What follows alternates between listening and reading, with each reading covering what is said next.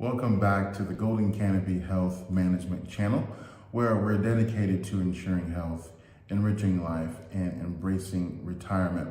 My name is Kevin Lee, one word like heavenly, and today we're going to be diving into two most talked about topics for anyone planning retirement, and they are Medicare and Social Security, how they work together, how do they impact each other, and how can you make sure you're making the most of both Medicare and Medicaid. Stick with me. By the time we're done, you'll be able to walk away with an understanding of what these two programs are, how they work together, and how you can benefit from both. So grab a cup of coffee, grab a cup of tea, and let's jump on this journey together, folks.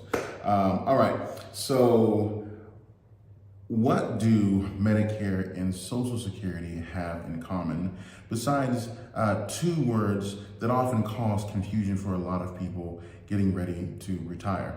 The answer is a lot, actually. They are both government-ran programs that provide critical support for people during their retirement years, and they often work together in some very important ways. But before we connect the dots, let's quickly review each one as an individual before we bring them back together as a whole. So let's start with Social Security. Social Security is kind of like financial safety net for retirees. So Social Security provides monthly income for people who have hit the age of around 62 or older. Now, how much you get depends on a couple of different things. One, how long you worked. Two, how much money you earned. And three, what age you decided to start receiving your benefits. Now, think of it as your paycheck for all those years of hard work. Except now you get to spend all your funds on going to the beach, on early bird specials, or whatever your heart desires during retirement. And no, Social Security isn't going anywhere anytime soon. So don't worry about Social Security disappearing into thin air.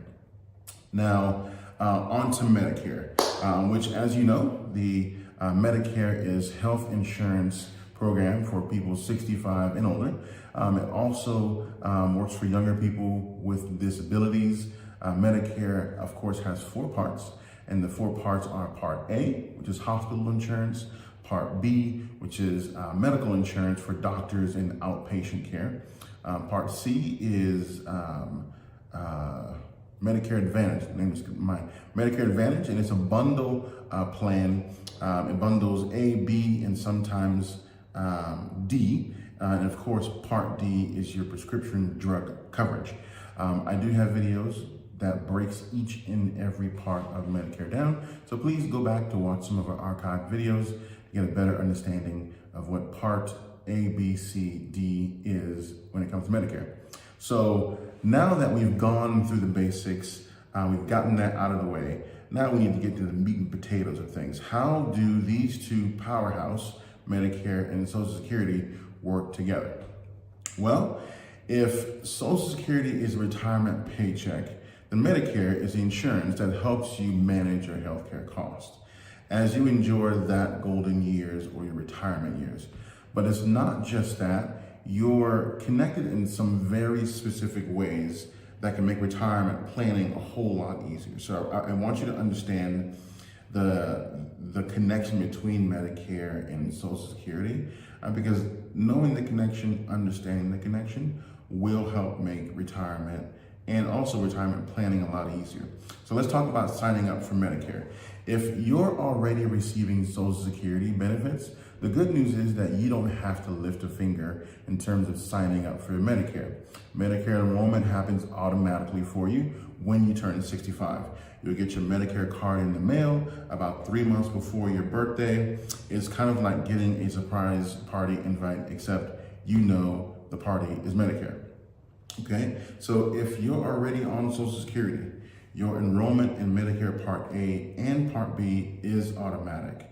That makes things easy because you don't have to go through the trouble of filling out extra forms or worrying about missing your enrollment window, which can be very expensive if that happens. So what is also important to know, if you're not yet taking Social Security, when you do turn 65, you will need to manually enroll into Medicare. And that can be a bit confusing and tricky. So if you're wanting to, if you're waiting to claim Social Security benefits to get a higher monthly payout, don't forget to sign up for Medicare when the time comes, okay? Now, let's talk about how to pay for Medicare. Because nothing in life is truly free, right? We all know that. Nothing is really free. Now, while Medicare Part B is usually premium free for most people.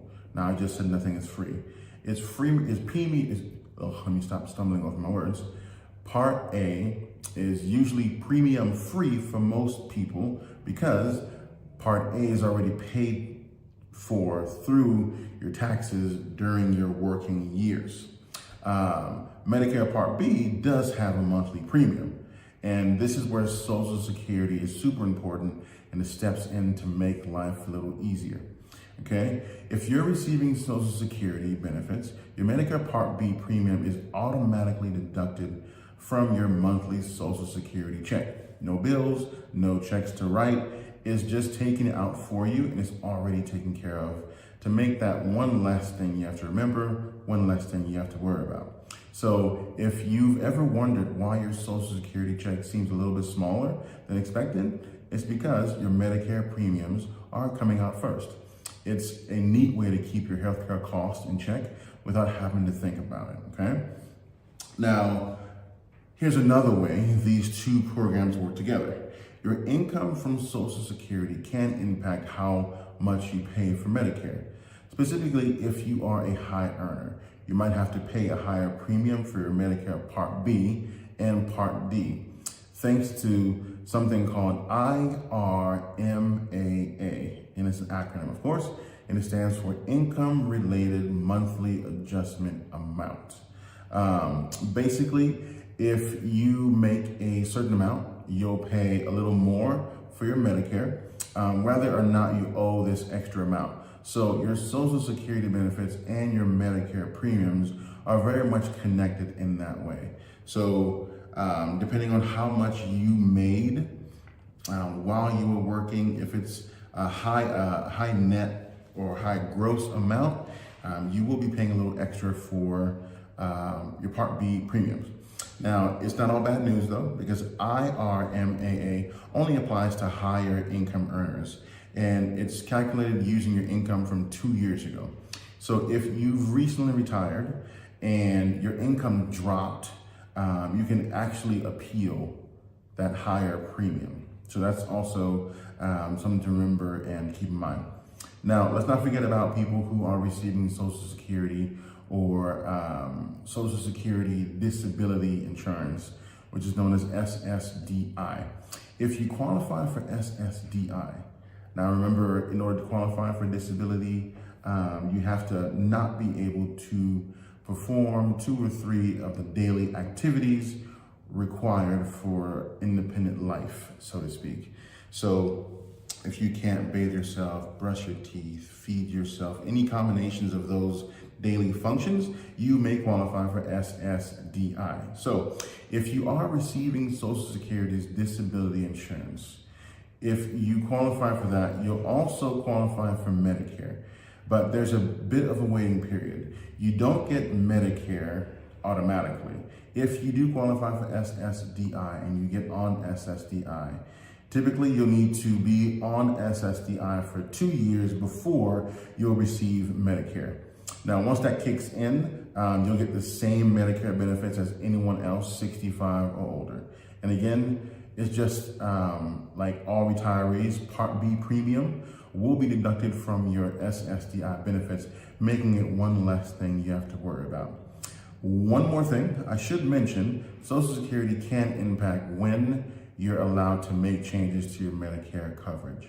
If you're still working after you turn 65 and have health insurance through your job, you'll get a special enrollment period once you leave that job and are no longer covered under the insurance of your work. You don't have to wait you can just start enrolling for Medicare, and you can do that no matter the time of the year, because we have special enrollment periods. And special enrollment periods, of course, are determined on where you are in your stage of life. If you get married, if you move, if you lose your work coverage, all those qualify as special enrollment periods, and you can sign up then and there. Okay? So you can see through my explanation, hopefully, that Social Security and Medicare work together like a well-oiled machine. All right? One program helps with income, the other program helps with healthcare, and together they do form a solid foundation for your retirement. Now, here's where Golden Canopy Health comes in. Navigating the ins and outs of Medicare and Social Security can be quirky and tricky, but you don't have to do it alone. Where we come in is we help with finding the right Medicare plan. We help maximizing your Social Security benefits and options. I mean, we do want to make sure that nothing is left on the table in terms of funds or benefits when approaching retirement, or if you're already in retirement. Whether you need new Medicare, considering your Social Security options, or need help understanding Medicare, Social Security, and how to manage your health in your retirement, Golden Canopy Health is here to help you, guide you every step of the way. Now, you can visit our website at goldencanopyhealth.com. You can send me an email at kevinlee@goldencanopyhealth.com, or you can call us directly at 720-927-6891. Once again, thanks so much for watching. If you found this video helpful, be sure to share, like, subscribe to Golden Canopy Health. And for more tips on navigating your healthcare, ensuring your life, and embracing retirement, as always, if you have any questions, concerns, please put them in the comments. If you have ideas that you would like to see a video on, please put them in the comment as well. Well, until next time, thanks so much for once again joining Golden Canopy Health Management. You enjoy the rest of your day. Thanks. Bye-bye.